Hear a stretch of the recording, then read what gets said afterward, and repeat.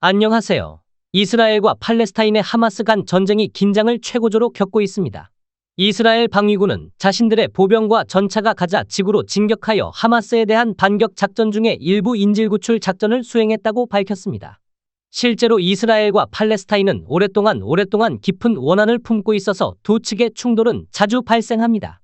오늘의 비디오에서 우리는 팔레스타인과 이스라엘 간에 묻다 지지 않는 원한에 대해 함께 알아보겠습니다.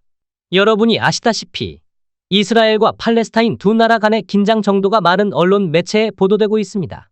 그러나 실제로는 그들이 왜 갈등 중인지 모르는 사람들이 많을 것입니다. 그렇다면 우리와 함께 이 두 나라 간의 역사에 대해 약간 알아보도록 하겠습니다.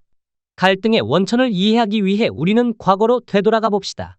수천 년 전 이스라엘을 포함한 팔레스타인 지역에는 사람들의 공동체가 살고 있었습니다. 기원전 15세기 이집트 왕국은 오늘날 팔레스타인 지역에 대한 지배권을 확립하고 그 지역에 많은 영향을 미쳤는데요. 이집트 문화는 팔레스타인 사람들의 일상생활에서 점차 중요해졌고 일부 사람들은 이집트 문화를 받아들였습니다. 반면에 다른 사람들은 이집트 문화의 영향에서 벗어나려 하였고 이러한 사람들이 훗날 유대인 공동체의 기원이 되었습니다. 기원전 11세기 이스라엘 왕국이 처음으로 건국되었습니다. 이스라엘 왕국은 약 200년간 존속하였으나 기원전 586년 바빌로니아 제국의 침공으로 멸망하였습니다. 유태인들은 저항하기에는 힘이 부족했고 그들은 고향을 떠나 다른 곳에 흩어져 살아야 했습니다. 그러나 유배 당시에도 유태인은 증오, 추방 및 심지어 학살을 겪었는데요. 이는 흑사병 시대의 유대인 박해, 스페인에서의 유태인 학살, 우크라이나의 코사크 학살, 러시아 제국에서의 유태인 학살, 프랑스의 드레이푸스 사건, 히틀러 지도하의 유태인 학살과 같은 사건들로 나타났습니다. 일반적으로 유대인들은 어디에서나 평화롭게 살기 어려운 환경에서 전 세계의 유대인 공동체들이 서로 연대하며 긴밀하게 소통하면서 고향으로 돌아가 자국을 건설하고자 하는 열망을 키웠습니다. 그들을 다시 추방하는 일은 더는 없을 것입니다. 우리는 팔레스타인 지역으로 돌아가 봅시다. 유대인들이 추방된 후 다양한 제국들이 교대로 점령하고 주로 아랍인과 유대인이 살았던 곳이었습니다. 그런 후 영국 제국이 이 지역을 지배하기 시작했고 그동안 팔레스타인과 이스라엘은 팔레스타인 위임 통치령으로 불렸습니다. 1840년대 초반 영국은 중동 지역에 관심을 갖게 되었지만 프랑스와 러시아가 각각 그리스도교 공동체와 동방 정교회 공동체를 보호하는 역할을 하면서 큰 영향력을 행사하고 있었습니다. 영국은 이 지역에 개입할 합당한 이유가 없었기 때문에 유대인의 회복을 핑계로 중동에 개입하기로 결정했습니다. 이 계획에 따라 영국은 유대인 공동체를 유대인들에게 팔레스타인으로 이주하도록 격려했습니다. 그러면 유태인들은 영국의 의도를 따랐을까요? 사실 모든 유대인이 팔레스타인으로 돌아가고 싶지는 않았는데요. 국가 회복에 관한 유대인 지도자 협의회 회의에서 일부 유대인 지도자들은 우간다에 새로운 국가를 설립하기로 제안했습니다. 또 다른 대안으로 아르헨티나나 기타 몇몇 지역에서 유대인 국가를 설립하려는 계획도 있었지만 팔레스타인으로 돌아가는 아이디어에 반대하는 사람들이 많아서 팔레스타인이 최종 선택지로 남게 되었습니다. 1950년대에는 팔레스타인에 거주하는 유대인 수가 약 2만 4천 명 정도였습니다. 그러나 영국의 호소와 나치의 학살 위협으로 유태인들은 엄청난 이민 파동을 일으켰습니다. 5차례의 대규모 이민으로 팔레스타인에 거주하는 유대인 수가 급격히 증가하여 거의 50만 명에 이르렀습니다. 여기서 중요한 문제는 유대인들이 팔레스타인 지역에 도착했을 때 현지 아랍인들의 반응이 어떠했는지입니다. 그래, 대답은 아랍인들이 이를 싫어했다는 것인데요. 첫째, 전 세계의 대부분 민족들이 주로 유태인을 혐오하며 아랍인들도 예외는 아닙니다.